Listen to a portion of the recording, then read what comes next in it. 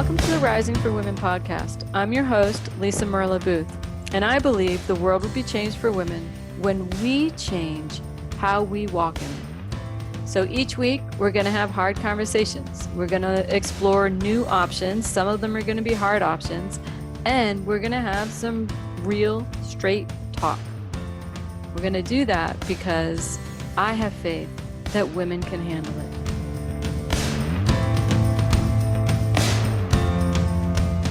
Hey you all, welcome to The Rising with your hosts, Lisa Merlo-Booth, Dee Marcotte, and Arlene Newman. And today our topic is breakups. Woohoo! In particular, what we're going to talk about today is when you're the one who has been broken up with, and what's normal, what's not normal, how's that, how hard that is. And let's see if we can help you through it. So all three of us, specialize in working with couples. We have seen our share of breakups, good, bad, and the ugly. So what are some of the important things, that women need to know about breakups? When you think about that, what do you think, like, okay, listen, you need to know this first and foremost? It's going to hurt. Yeah. There's no way around it. It's going to hurt. What if the relationship was bad? Is it still going to hurt? Yeah. Yeah. Loss always hurts. And there's always loss, even if it's good riddance, but it's still a loss of your life as it was, as you knew it. It's going to hurt. Yeah. I think that's such an important point. At first it's like, okay, but really I think people confuse the hurt with, well, maybe I shouldn't, this breakup shouldn't have happened. Maybe we're meant to be. Why does it hurt so bad? But I think your point is so important. It hurts because there's no way for it not to hurt. I mean, sometimes it doesn't, but really there's some part of loss, whether you were the one who broke up or you were the one who was broken up with, and it hurts. It's a life change. Yeah. There's a piece where I think knowing the idea that, like, either why didn't I see this, or why didn't I know it, or what, it's kind of like, sometimes there's signs, sometimes there's not. Sometimes the person's just really good at not showing anything, and then it comes out of left field, kind of thing. And so I think that's kind of the other myth, that's like, I should have known somehow or another. And I think therapists have not helped with that, quite frankly. Well, there were probably signs, well, maybe there were, maybe they won't, but then it blames you, the person who's being broken up with, as if, well, you could have prevented it, or you could have done something, and maybe, but not if you have a partner who's not gonna tell you what's going on. Right. That's super common with affairs, right? I mean, there's this big, you should know, there's always signs that, know, and that's certainly not always the case, right? But it can also be a way of beating up on yourself. Right. Right. So I think it's, to me, it could be a very valid question, because there could have been little signs that you ignored, and that would be important information for you to have about yourself. But if you're using it to blame yourself, then that's very self-destructive, and we absolutely don't need to do that. Right. Okay, so if they're the ones who were broken up with, and let's say they don't believe in the breakup and they want the person back, right? What are some thoughts on that? What do you see? What gets them in trouble in this? Well, I'm getting lost. Who's The woman. So the woman, her partner has broken up with her, and she wants them back. So for me, the first thing that I think about with that is,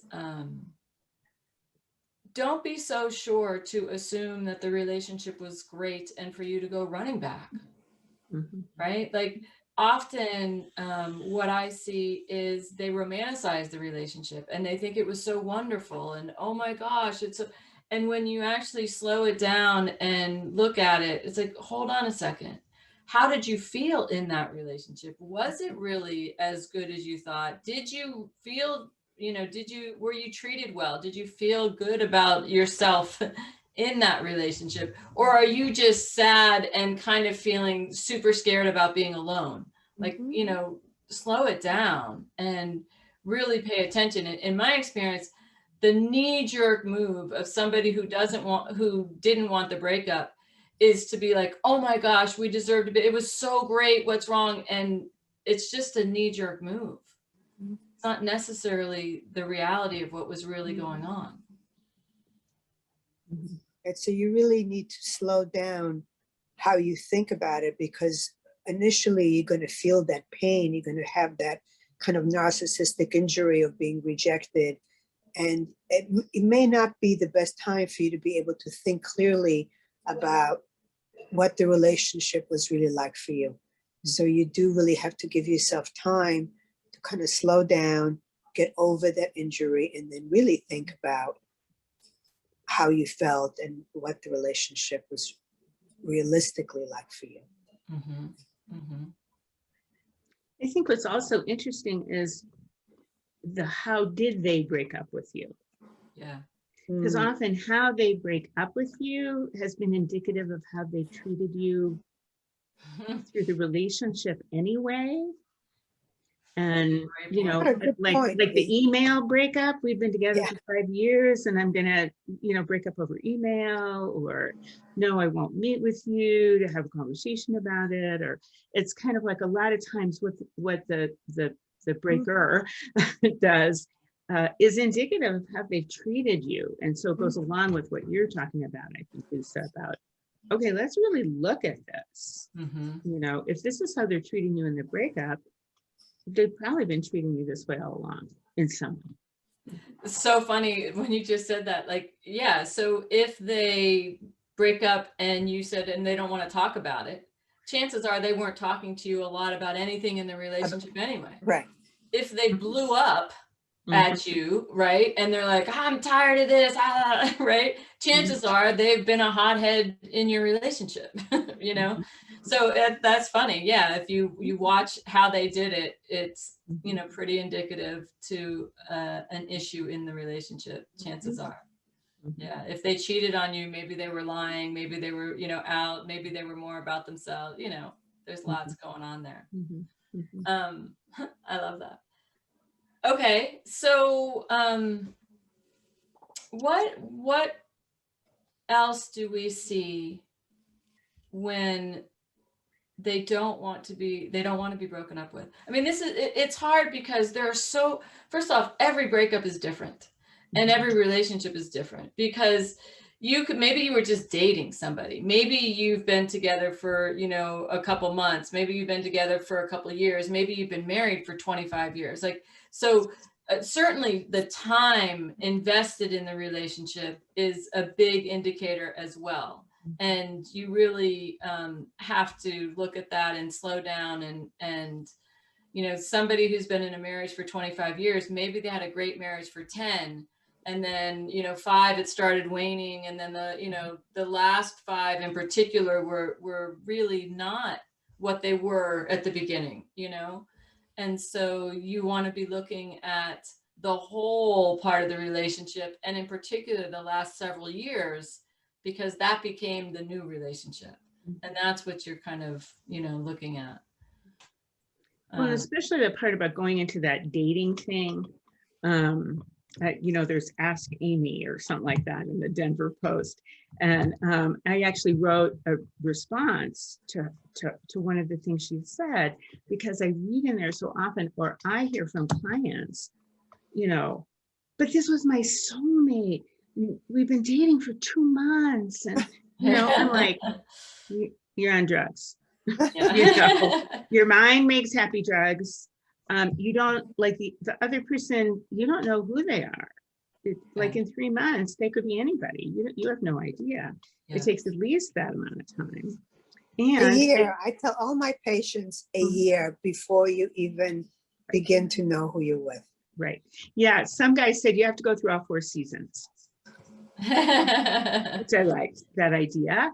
But Yeah. for sure, in 3 months, we have, well, first off, if within 3 months you have a lot of on and off or this or that or whatever, that's already a really bad sign because you're supposed to be on happy drugs. Right.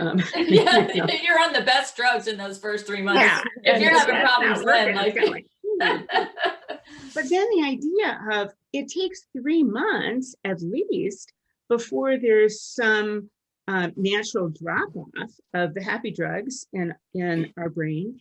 And so that's when we first start having the, oh, wait a minute, now how do I get back to my life and your life and this and that? And so now you're going to find out, how do people actually deal with conflict? mm-hmm.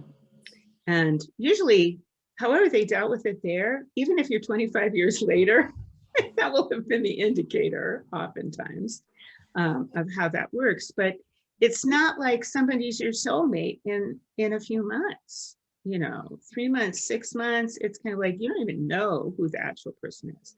So I think that's one, like that is a big difference versus, like you were saying, Lisa, okay, it could be 25 years later or whatever, but yeah, but what has the relationship really been recently?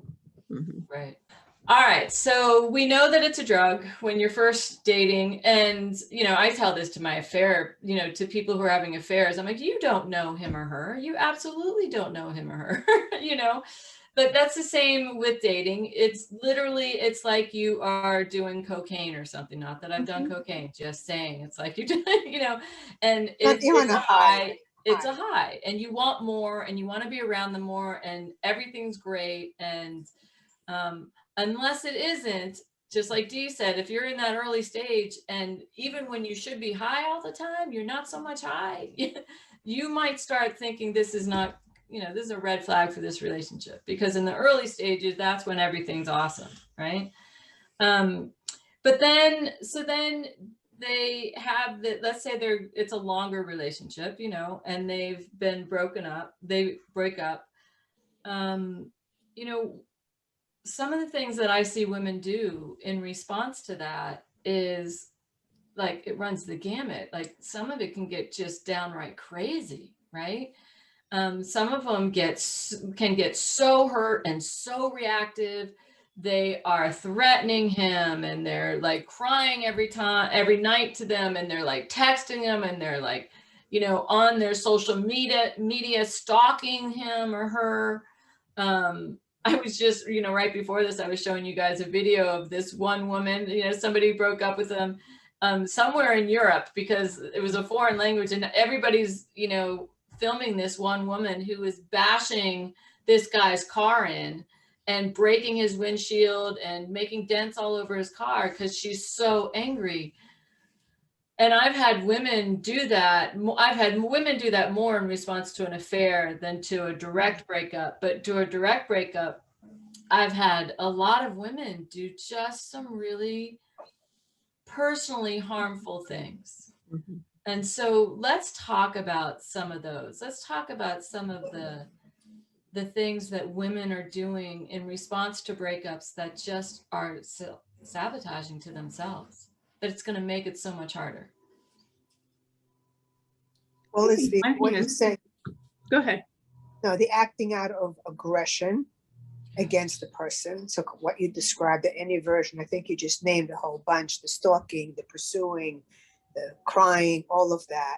But then there's also all of that turned against the self, which I see even more commonly than I see the other, where the woman is self-blaming and self-hating and thinks that it's all her fault and she has to change, and she's not skinny enough or pretty enough or whatever enough, basically landing on her own sense of being less than and inadequacy, and kind of going into a self-loathing and depression. Yeah, the comment I hear all the time is, I'm not lovable. Why am I not lovable? What's wrong with me? Yeah. Mm-hmm. So let's break those two up. Let's look at both sides of that, because I think they're both it's like it's the two extremes where women can often go. And so the one extreme of yelling and screaming and,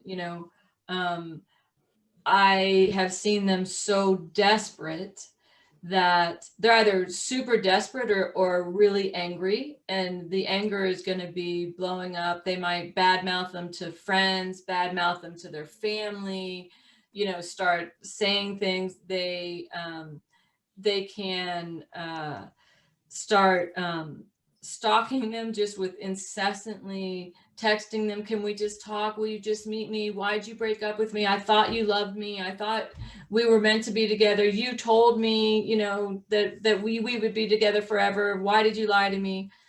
And it's coming out of a desperate place of, please don't leave me. Don't leave me. On the far end of it is, I don't know if I can live without you. I'm going to kill myself if we don't get back together. Like really, like that extreme, can happen. The calling of their friends. Yes. Calling the best friend and saying, can you talk to them? What about, so that's another one of all of those things. I think that's really harmful. Or when it involves children, that could be really, really destructive, where they kind of feed the children with all of their resentment and hatred and turn the children against the other person. So sad. Your mommy or daddy doesn't terrible. love you, or they don't love me anymore. Or whatever negative thing that they say about them that really harms the child. Yeah. I've seen And that. And all of that again is coming from a desperate, like it's a deep, desperate place. They're lashing out, and I think it goes, even that hatred and that anger still comes often from the place that you were talking about, Arlene, which is, I'm not lovable. What's wrong with me? And it can come, even the anger can come from that place. Not always, but it can. Well, it can come as a reaction to feeling that way. Right. And I think it's important to be aware that when you have such a strong reaction, that you do have to do some inner work, that you have to really look at where this comes from, because it's a trigger. Yeah. It's, a breakup is going to be a trigger for all other hurts, losses, and rejections that you suffered, and how you coped with it then, what you told yourself about yourself then, and it all comes back. And because it's so painful, it's hard to step back and really think clearly, objectively about what is really happening in the present. Which is so hard to do when you're spinning. Right? So hard to do. That's the hardest thing. That's why you have to slow it down. You have to give yourself time to recover, to get your equilibrium, to know that like you had that high in the beginning, you're going to have like the opposite side of that when you're broken up with. You're going to go to the pits of hell, self-doubt and self-hatred and loneliness, and you're by yourself, and fear, and all of that is normal, regardless of whether it was a good relationship or a bad one. And to the degree that you're in pain does not mean that the relationship was great, right? It just hurts. It just hurts. The other thing I see women do, and in particular with, a lot of divorced women, they first get divorced, and now what they do is, I got to prove to myself that I still have it. And so, and this is, and not even just divorce, also women who are dating, broken up, whatever. And so they're going to jump right back in, and they're going to try to, find a man or a woman to be in a relationship with, so that they can boost their self-esteem, and they can feel better about themselves. And it is just a false fix. It's a false Absolutely. fix. And Can you again, say more? Because I think that is so common. Mhm. I think it would be really good to say why that's a false fix, why that doesn't work. because what they're doing is they're trying to get things outside of themselves to make them feel good inside. And healthy self-esteem is from the inside out, not the outside in. And so it's until you can feel like I'm enough and I matter, whether I have somebody or I don't have somebody, I'm okay and I'm worthy. You're going to forever be looking for that quick fix. And the more insecure you are and the more self-loathing and the more you feel you question your worthiness, the worse partner you're going to hook up with. You're going to meet somebody else who's insecure, somebody else who doesn't feel good, and likely somebody else who's going to hurt you. And so it's really in these desperate moments, in these moments of pain and hurt, the last thing you want to be doing is running to go date somebody else so that you feel better and you don't have to feel pain. Mhm. So you got to go through the pain. There's just no way around it. Mhm. But you will get through it, Mhm. right? It's not a permanent condition. I do think there's a piece also about, and I think we've talked about it like around it a little bit, but I think important to say that often in these desperate moments, the only thing women are thinking about is a good moment in the relationship. Yeah. And often, like the clients who come to me, they have told me all these things where I'm like, oh my gosh, like this, I'm really helping them try to start evaluating the relationship. And then they only stay on these positive things. And I'm kind of like, well, what about this? You're talking about, what about this? And so like, I think like that idea of, if I only think of the good things, I don't know how that helps me get them back, but that seems to be a thing that often women do. Mhm. Yeah, that's so true. They kind of romanticize it. Mhm. Yes. Mhm. Mhm. Mhm. And Yeah, and don't look at the balance. And I think that's kind of one of the things that then sends someone into either the aggressive or the desperate piece, is because you're only going round and round, right. about those particular things. Yeah, and it's interesting. With the desperate piece, one of the things I've noticed as well, especially if they want to win this person back, they then will do anything that the person asked for that they before didn't feel comfortable doing. Right? Mhm. Oh, I'll do this, I'll do that, fine, we can do, and whatever it is, we can have open relationships, or we can, I'll give you half my money, or I'll Right. sleep with you every night. Mhm. Sex is okay. I will have sex 3 times a day. I promise. Like, and they start again. I mean, just saying that right now, when I'm just like reporting that, like I can like Yes. feel, Yeah. parts We of all like kind of have these looks. right? It's like Like, parts of themselves just, I'll lose me, I'll become like, ugh. It's so like you may often feel that pull to do that. Women, don't, oh, don't run the other way. Don't do it. absolutely lock yourself in your house if you have to, but don't do that, because basically you were just losing yourself. That's what that is. Mhm. And here's the other thing that women don't realize. The people on the other side of you, whether you're in a gay relationship or a straight relationship, they lose respect for you. That is very unattractive. Mhm. It's super unattractive for somebody to break up with you and then you to come back. Okay, I'll do whatever you want. You can see 10 other people and I'm fine with that. You can go to, like, no, don't do that. The cost to you will be so high. Mhm. And So just know that it's a Band-Aid, that you're doing that because whatever the pain that got triggered by this breakup, you're running away from, and it's your pain, and it's yours to deal with. You have to deal with it. Otherwise, you will be reliving it for the rest of your life. yeah. It's going to keep coming up. So Yeah. Don't do And it. another thing that, but I know that I have had a lot of people do this, a lot of women do this, is they go and they drive by the person's house. Yes. They sit in front of the house to determine if someone else has come over. I'm like, don't do this to yourself. Right. This is not helpful. It's torture. It's torture. And you were talking about the stalking. Okay. Facebook is sort of an old thing, you know. Instagram. You know, the Instagram, the Twitter, the whatever. It's kind of like, that's only going to keep you in that loop and get you more and more desperate. Right.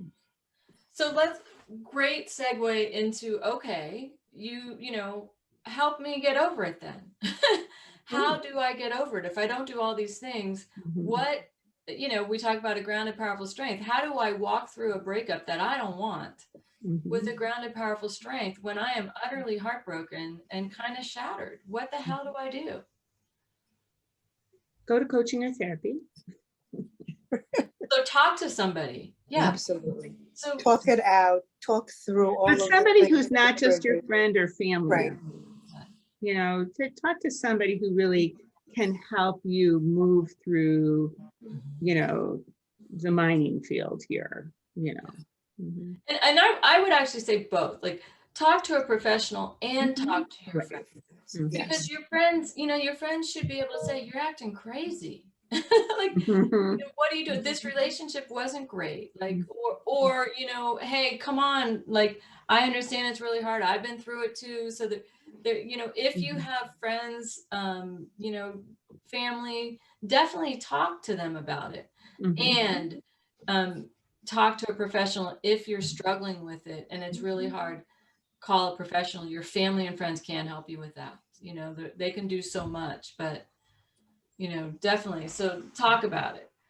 Yeah, you need tools. You can get tools from a coach or a therapist of how to think differently about what happened, how to look at the situation from a different perspective than the one that you have that's obviously causing you so much pain. Right. Yeah. And what Arlene said, what you said earlier, you said several times, slow down. Yeah. Slow down. You know, somebody, I forget who this original thought was from, but the thought is, you know, in order to get to, you know, this center of joy, you need to walk through the ring of fire. And there's no way through a breakup. There's no healthy way through a breakup other than walking through that ring of fire, which means you got to feel it. You got to slow down. Stop. Don't go to alcohol and pot and drugs and, you know, food, shopping, ice cream, ice cream, food, right? Shopping, exactly. Like, get out of all of the addiction stuff, because that actually is going to prolong the pain. It's not going to help you out. It's going to get you out of it for that, you know, 20 minutes or a day that you're high or stoned or drunk or, you know, shopping or whatever. But it's not, it's just going to prolong it. And I think you have to know that you have to go through a process of grieving, that even if the relationship was not great, whatever the relationship was, the loss demands grief, grieving the loss. And you can't be prideful and say, well, you know, he broke up with me, so the hell with him. I'm not going to give him the satisfaction. No, it's still a loss. It's still pain. And you have to go through a period of mourning. And that's honoring of yourself. Honor yourself and your experience, right? It's not like, absolutely, it's not about him or her or whatever, whomever. It's not. Right. I also think there's a piece of having to go through it. Not only is it maybe just the grief of this person, possibly, but grieving just not being in relationship. Yes. I mean, if you're not in relationship, like, you have to grieve that because you've been in one for however long. Absolutely. And so I think there's also some discernment between which part of this is I'm grieving relationship and which part of this is grieving this person. Right. And it can be both. Yep, absolutely. Right? Both. But That's why you have to slow down to really let yourself know Mhm. what you're feeling, Mhm. know where the pain is and what it touches, and give it its time. Right. And you're going to feel lonely. That's part of it. You're going to have moments where you're lonely. Yes. Often people have moments where they're lonely in a relationship as well. Mhm. That's part of relationships sometimes, but certainly losing one, you're going to feel lonely, and it's going to be hard. The other thing is take space. And what I mean, like, get off of social media. Like, Mhm. don't try to text them and stay friends. At least initially, like just give yourself some space where there's no communication, no texting, no phone calls, no Instagrams, no liking their Right. whatever, Mhm. just go cold turkey and give yourself the space to be, to just kind of grieve and to be okay and to process what this shift is going to be. Mhm. I also think there's a part about, as you're looking at all of this, that another part is, what parts of you did you give up Yeah. in this relationship that you need to reclaim? Mm. Yeah. And also then looking at, are those things I should be giving up in relationship? And what does that mean? And that kind of stuff. But I think really looking at that. Well, and It's I a think good what's one. so, along with that, like that's also going to help you heal. So the stuff that you gave up, one of the positives now is, oh, I can do that. What I couldn't do with this partner then freely, now I can do. And so, okay, let me like really embrace this new thing that I can do Yeah. and start finding myself again Mhm. or creating myself, Mhm.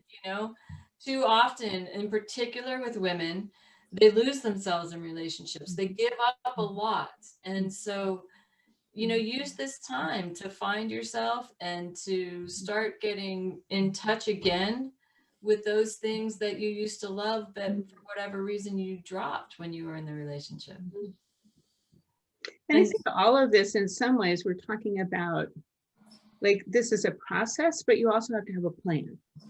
right. What are you going to do instead of looking at, whatever social media? What are you going to do? Mhm. Do you have someone to call? Do you have somewhere to go? What are you going to do, knowing that these things are going to come up? You're going to have, especially if you've been in a long-term relationship, oh, we used to go there and did this. So yeah, it's kind of like, it feels like at every turn you remember something about the relationship. Okay, so you're going to have that. And then what? Right. What How are are you you going going to to do deal so with you it? don't go to those things not to do? Right. What can you replace? What can you create instead? What can you do, differently? And when it's so hard and so painful, it's not such a bad thing. Get lost in work, like it's okay to help get you through. Concentrate, redirect, start to, reinvigorate your work and your creativity, and you can do that certainly. Mhm. And if you have nurturing people in your life, let them in. Let them help you heal. Let them nourish you. Let them remind you of the things about you that are lovable. I think you need help to get through this. It's a painful process. All right, so slow down. Take space to yourself. Get off social media. Stop the stalking. If you need to block them for now. That's just what you need to do. No texting, no phone calls, no desperate acts going after them. Honor yourself. Tune into yourself. Go back into, find things that you used to do before the relationship that you gave up for whatever reason in the relationship that brought you joy. Bring those back. Get centered again, back into work. It's okay to use work as a distraction while you're healing. Reconnect with your friends. Get Several. nourished. Get nourished by your support system, whoever is in it. Absolutely. Don't suffer alone. Yeah, that's so big. Don't suffer alone. Don't suffer alone. And if Don't be shamed. Don't feel shamed I think that's the other piece that makes people withdraw. They feel ashamed about being broken up with. Yeah. Oh my gosh. What a great point. Everybody, almost everybody, most people have had a breakup at some point in their life. There's nothing to feel ashamed about. You know, honor yourself, love yourself through it. Don't beat yourself up for it. There was Keep in mind that this process is the process of a breakup. It's not personal to you. So if you can know that and anticipate that you're going to be going through all of that, it can help you have a plan and prepare and know what to do. and you will make it out the other side. Mm-hmm. You will. You'll get through it. It's just, it feels really heavy lifting. It's heavy lifting at first, and then you'll get through it. You know? And if you're being super reactive, and if you find yourself super reactive in general to upsets and breakups, and you got to do your internal work so that this doesn't keep becoming a pattern in your life. You know, get help. And I like to tell people to think of it like when the wave comes in and then goes out. Like the wave's going to come in at the beginning, they're going to feel like big waves, but they don't stay there. They go out. Yeah.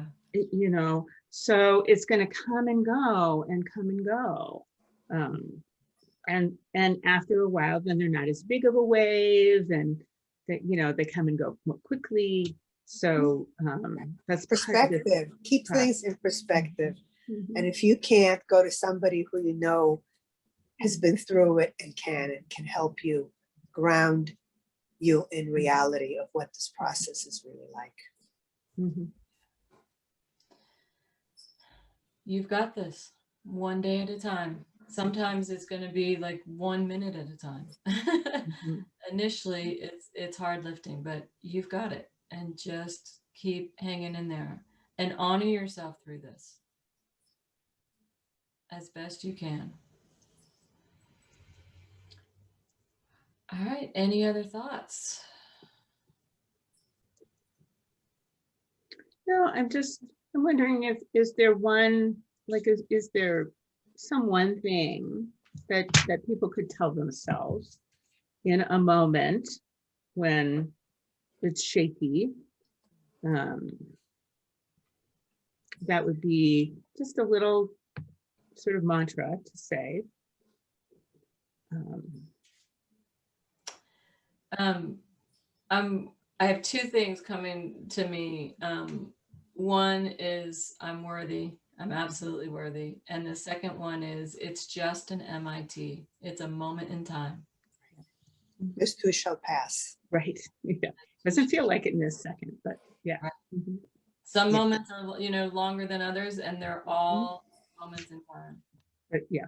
Mm-hmm. They're just the wave. Mm-hmm. It's just a wave. It's just I was thinking about this is just a wave. It's just a wave. Mm-hmm. It'll go. It may knock you down, but you're not being washed out to sea. You're still at the shore. Mm-hmm. You can get your feet firmly planted on the ground. Mm-hmm.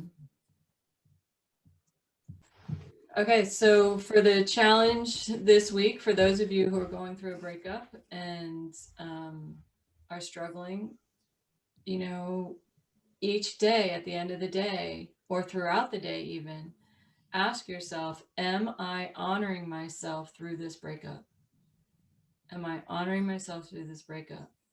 So if at the end of the day you have stalked them and you have begged them and pleaded, and then the answer is no, on this day I did not honor myself. Tomorrow I want to have a better day and I want to honor me through it. Don't beat up on yourself if you notice that you haven't, but know that tomorrow is another day. You can start at any time, any minute. Love it. All right, this is the Rising Podcast for Women. If you like this episode, please share it. If you have questions, put them in the comments. We'd love to answer them for you. And if you have suggestions for other podcasts, let us know. Until then, here's to Women Rising. Thank you again for joining us this week. And always remember, you have the power to change the world for women by changing how you walk in it. I challenge you to choose one way to stand in your grounded, powerful strength this week and be part of the ripple of change.